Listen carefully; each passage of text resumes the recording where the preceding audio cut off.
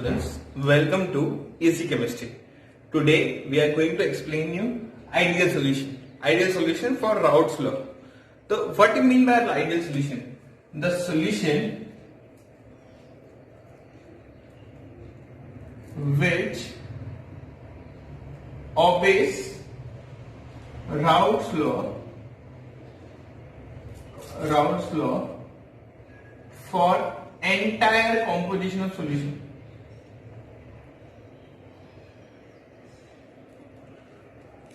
Composition of solution is considered as an ideal solution. ऐसा solution जो Raoult's law को पूरी कंपोजिशन में फॉलो करता है, पूरी कंपोजिशन से मतलब है सभी मोल फ्रैक्शन पे फॉलो करता है ना, that solution is considered as an ideal solution. For ideal solution,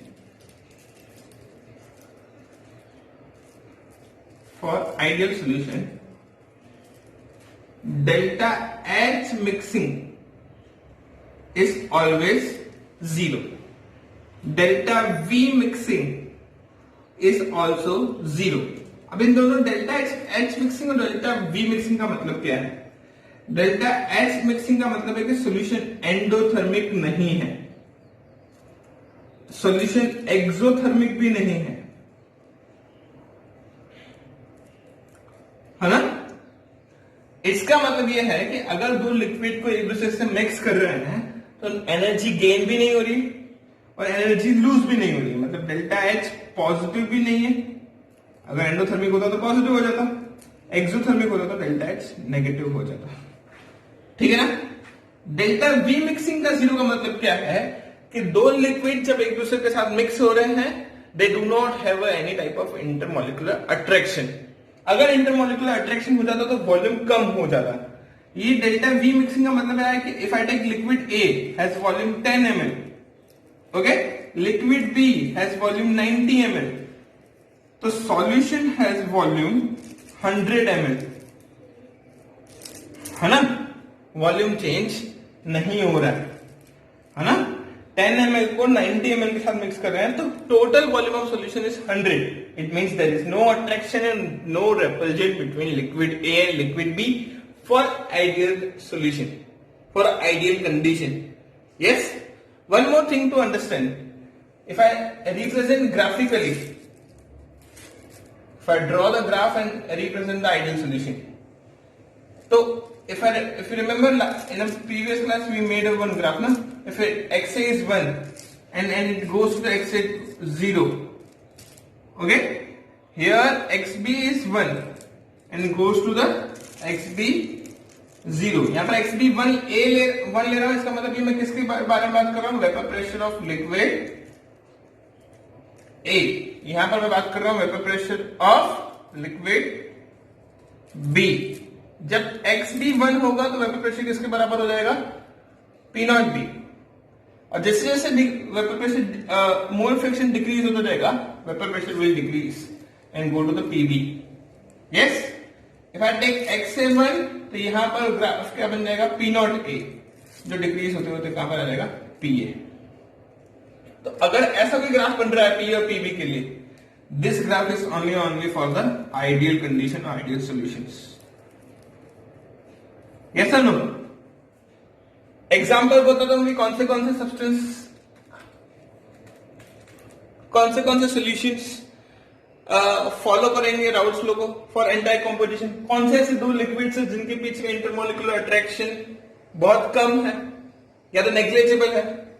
एक है hexane and heptane. Both are non polar, it means they do not have that much of intermolecular attraction.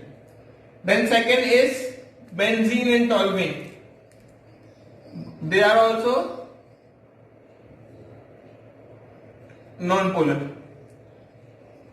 And the third one is ethyl chloride and ethyl bromide. They have also same type of intermolecular attraction. मतलब अगर आप liquid A ले रहे हैं, इसके अंदर भी dipole dipole attraction होता है, इसको लिक्विड B मान रहे हैं, इसके अंदर भी डाइपोल डाइपोल अट्रैक्शन होता है. अब दोनों को मिक्स करेंगे तो भी डाइपोल डाइपोल अट्रैक्शन होगा. इंटेंसिटी सेम रहेगी। जैसे ये हेक्सेन नॉन पोलर है, इसमें weak van der force of attraction London dispersion force होता है। हेप्टेन है, ये भी नॉन पोलर, इसके अंदर भी van der force of attraction होता है। दोनों को मिक्स करेंगे तो भी van der force of attraction that is London dispersion force of attraction बनेगा। तो अगर कहने का मतलब क्या है, if you mix liquid A and liquid B, liquid A has an intermolecular attraction A, liquid B has intermolecular attraction BB, and after mixing A and B, if you form a solution, and this in a solution A and B molecule also has intermolecular attraction. For ideal condition, their pure and mixture and their pure and solution should have same intermolecular attraction. मतलब यहाँ इस A का intermolecular attraction and बीबी का intermolecular attraction की strength AB के intermolecular attraction से same होनी चाहिए। ठीक है, तो what did I explain you? I explain you about ideal solution. What do you mean by ideal solution? The solution which obeys Raoult's law for entire composition, for entire mole fraction of the solution is considered as an ideal solution. For ideal solution, delta H is 0, delta V is 0. But no gain in heat energy, no release in heat energy.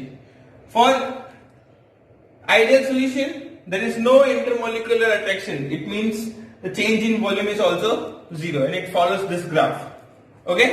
And these are the examples for the ideal solutions. Hexane and heptane, benzene and toluene, ethyl chloride and ethyl bromide.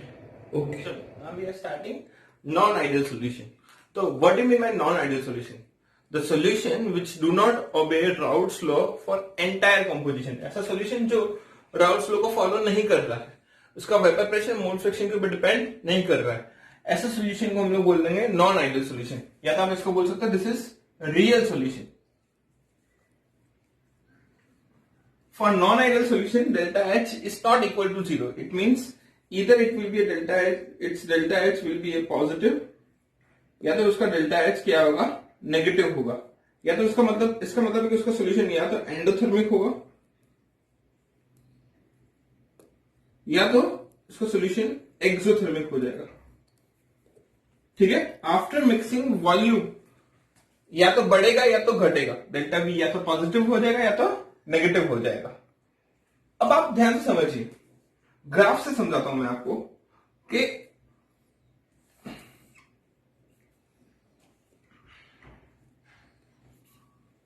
if I take here XA1 और वो decrease होते हुए XA0 तक जा रहा है, और यहां पर XB1 और डिक्रीज होते हुए यहां पर XB0 की तरफ जा रहा है। ठीक है, जब मैं XA1 ले रहा हूं तो एक्सपेक्टेड वेपर प्रेशर यहां पर P0A होना चाहिए, और according to Raoult's law vapour pressure ऐसे डिक्रीज होते होते नीचे आना चाहिए। ये ऐसा आइडियली होना चाहिए। XB जब यहां 1 है तो यहां पर वेपर प्रेशर P0B होना चाहिए। ठीक है कि नहीं? जब XB यहां 1 है तो वेपर प्रेशर यहां पर P0B 1 होना चाहिए, और वेपर प्रेशर जैसे जैसे XB 1 से 0 की तरफ जा रहा है, डिक्रीज हो रहा है, तो वेपर प्रेशर को भी क्या होना चाहिए, डिक्रीज होना चाहिए। ये आइडियल ग्राफ है कि ऐसा एक ग्राफ बनना चाहिए for ideal solution. Okay, but देखो, अब ध्यान से देखो, ये जो ग्राफ मैं आपको समझा रहा था कि XA यहां से 1 से 0 जा रहा है तो वेपर प्रेशर ऐसे डिक्रीज होना चाहिए था, XB यहां से 1 से 0 जा रहा था, वेपर प्रेशर लिक्विड B का भी डिक्रीज होगा। बट ये जो ग्राफ बनाया हुआ है वो नीचे आइडियल कंडीशन के लिए है, बट एक्चुअली में जो वेपर प्रेशर है वो एक्सपेक्टेशन से थोड़ा सा ज्यादा बढ़ गया है। यहां से भी एक्सपेक्टेशन से वेपर प्रेशर थोड़ा सा बढ़ गया है। अगर इन दोनों को कंबाइन करता हूं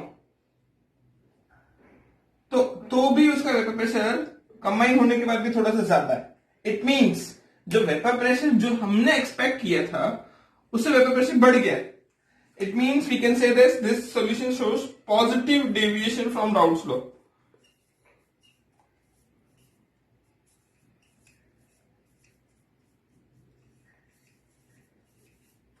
बात समझ में है कि नहीं?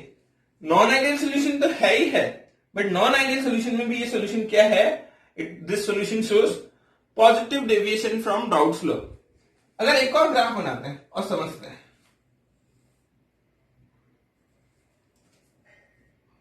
यहां पर x से फिर से 1 ले लेते हैं, डिक्रीज हो गया x से यहां पर क्या पर जा रहा है 0, यहां पर x भी फिर से 1 ले लेते हैं, जो डिक्रीज होकर ग्राफ क्या जा रहा है यहां पर x भी 0। ठीक है, जब फिर से वही वाली बात है, यहां पर x से 1 ले रहे हैं तो वेपर प्रेशर किसके बराबर हो जाएगा P0A। अब ग्राफ डिक्रीज होकर ऐसा जाना चाहिए था, और यहां पर x भी 1 है तो P0 भी होना चाहिए था, ग्राफ ऐसे जाना चाहिए था। ठीक है ना, ठीक है, और दोनों को कंबाइन करके ग्राफ ऐसा बनना चाहिए था। बट एक्चुअली में अब इस टाइम ग्राफ कैसा बन रहा है, ऐसे नीचे की तरफ। पीए का graph, vapour pressure of liquid A is less than ideal condition, vapour pressure of liquid B is less than ideal condition, और टोटल सॉल्यूशन भी also has a vapour pressure less than expectation. मतलब जितना expect किया था उससे vapour pressure कम हो गया।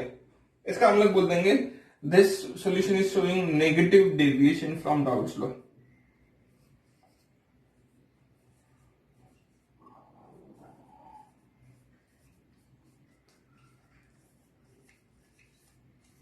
समझे? अब यहां तक आपको समझ में आ गया कि non ideal solution, the solution which does not follow the routes law for entire composition of solution, और नॉन आइडियल सॉल्यूशन के अंदर दो टाइप में है। एक सॉल्यूशन जिसका वेपर प्रेशर जितना एक्सपेक्ट किया था उससे ज्यादा है, that is considered as the positive deviation. The एक सॉल्यूशन वो है जिसका वेपर प्रेशर जितना एक्सपेक्ट किया था उससे कम हो गया, उसको हम लोग बोलते हैं नेगेटिव डेविएशन। अब हमको रीजन फाइंड आउट करना है कि ऐसा हुआ ही क्यों, पॉजिटिव डेविएशन और नेगेटिव डेविएशन क्यों मिला। ठीक है ना, चलो समझते हैं। Now reason for positive deviation, what is the reason that solution is showing positive deviation from Raoult's law. भाई अभी हम लोगों ने जो ग्राफ बनाया ना कि जो आइडियल से थोड़ा सा ज्यादा था, है ना, तो वो पॉजिटिव डेविएशन शो कर रहा था। क्यों कर रहा था? Before understanding the reason for the positive deviation, आपको एक रिलेशन याद रखना पड़ेगा। थोड़ी देर पहले, थोड़ी एक क्लास पहले बताया था हमने आप लोगों को कि vapour pressure of solution is directly inversely proportional to the boiling point of substance. Liquid का बॉइलिंग पॉइंट जितना ज्यादा होगा उतना वेपर प्रेशर कम होता जाएगा। यस, और boiling point is directly proportional to intermolecular attraction between liquids. Correct? तो अब होगा क्या यहां पर कि जब अगर सपोज करो लिक्विड ए के मॉलिक्यूल्स और लिक्विड बी के मॉलिक्यूल्स जब एक दूसरे के साथ कंबाइन करेंगे तो लिक्विड ए के मॉलिक्यूल्स के बीच में इंटरमॉलिक्यूलर अट्रैक्शन है, लिक्विड बी के मॉलिक्यूल्स के बीच में भी इंटरमॉलिक्यूलर अट्रैक्शन है, और दोनों को मिक्स कर रहे हैं तो सॉल्यूशन बन रहा है। और सॉल्यूशन बनने में मॉलिक्यूल ए और मॉलिक्यूल बी एक दूसरे को अट्रैक्ट कर रहे हैं। तो अब हम इस पूरे इंटरमॉलिक्यूलर अट्रैक्शन को कंपेयर करते हैं। अगर पूरे throughout the solution liquid A, liquid B और लिक्विड ए और बी का इंटरमॉलिक्यूलर अट्रैक्शन सेम होता तो डेविएशन शो ही नहीं करता, है ना। फिर तो वेपर प्रेशर जैसा आइडियली होना चाहिए था वैसा ही हो लेता, बट इंटरमॉलिक्यूलर अट्रैक्शन में डिफरेंस आ रहा है। डिफरेंस क्या आ रहा है यहां पर कि कंपेयर जब करते हैं कि ए और बीबी का intermolecular attraction is stronger than liquid A B. अब इनके बीच का इंटरमॉलिक्यूलर अट्रैक्शन क्या हो गया है, वीक हो गया है। इंटरमॉलिक्यूलर अट्रैक्शन क्या हो गया है, वीक, मतलब कम हो गया है। तो बॉइलिंग पॉइंट कम हो जाएगा, बॉइलिंग पॉइंट कम हो जाएगा तो वेपर प्रेशर बढ़ जाएगा। It means this type of solution will show the positive deviation from Raoult's law. मतलब जितना एक्सपेक्ट किया था उससे वेपर प्रेशर बढ़ जाएगा। बात समझ में आ रही है नहीं?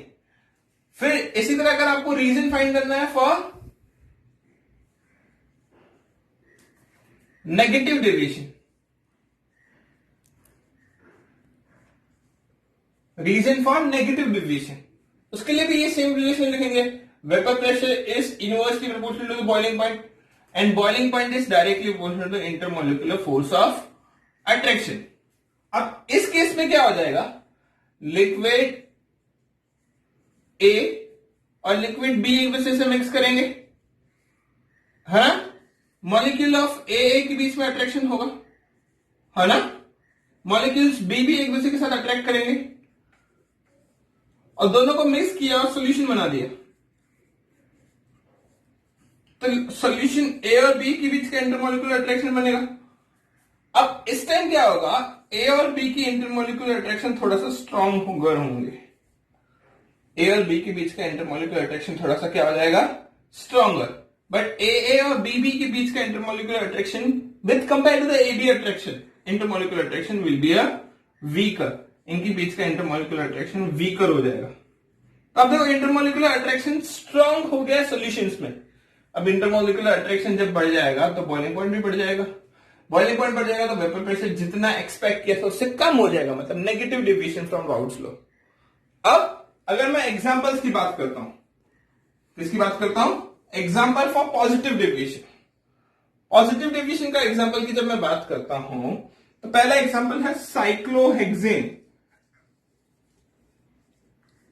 And ethanol. Cyclohexane and ethanol. अब देखो ध्यान से देखो, साइक्लोहेक्सेन एक टाइप का नॉन पोलर कंपाउंड है ना, और इथेनॉल एक टाइप का पोलर कंपाउंड है। इथेनॉल में हाइड्रोजन बॉन्डिंग होती है,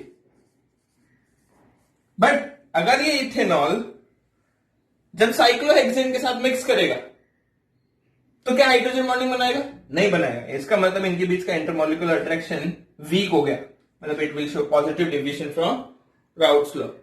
बात समझ में आ रही कि नहीं आ रही? बात समझ में आ रही कि नहीं आ रही? क्या बोल रहा हूं मैं? फिर सेकंड, इसी तरह एक एग्जांपल है acetone and carbon disulphide. Acetone and CH2 carbon disulphide. Okay, ठीक है ना? This are the example for the positive deviation. फिर एक और एग्जांपल है यहां पर नेगेटिव डेविएशन में, chloroform that is CHCl3 and acetone. ये दोनों एक दूसरे के साथ हाइड्रोजन बॉन्डिंग बना लेते हैं। वैसे इंडिविजुअली प्योर लिक्विड में हाइड्रोजन बॉन्डिंग नहीं बनाते हैं, बट जब इन दोनों को मिक्स कर देते हैं दे फॉर्म हाइड्रोजन बॉन्डिंग। जब ये दोनों एक दूसरे से हाइड्रोजन बॉन्डिंग बनाएंगे तो इंटरमोलिकुलर अट्रैक्शन बढ़ जाएगा।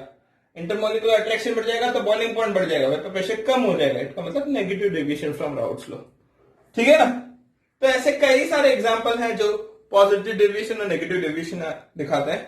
If you have a doubt in that question के सर कौन से लिक्विड्स के बीच में पॉजिटिव बनेगा नेगेटिव बनेगा, तो आस्क इन कमेंट बॉक्स कि कौन सा लिक्विड पॉजिटिव दिखा सकता है, कौन सा लिक्विड नेगेटिव दिखा सकता है। बट आप बिफोर आस्किंग क्वेश्चन आपको एक चीज ध्यान रखनी पड़ेगी, हाइड्रोजन बॉन्डिंग सबसे स्ट्रॉन्गर इंटरमोलिकुलर अट्रैक्शन होता है इन नॉन मेटल्स। उससे weak dipole dipole force of attraction, उससे weak dipole induce force of attraction, और सबसे weak London dispersion force of attraction. ये ऑर्डर हमेशा याद रखना, hydrogen bonding, dipole dipole force of attraction, फिर ये होता है क्या बोलते हैं dipole induce force of attraction, और क्या बोलते हैं London dispersion force of attraction. ये डिक्रीजिंग ऑर्डर है that intermolecular force of attraction. अगर आप इंटरमोलिकुलर अट्रैक्शन समझ गए तो बॉइलिंग पॉइंट समझ में आ जाएगा, फिर वेपर प्रेशर भी समझ में आ जाएगा। होप आपको आइडियल सोल्यूशन और नॉन आइडियल सोल्यूशन समझ में आया। Thank you.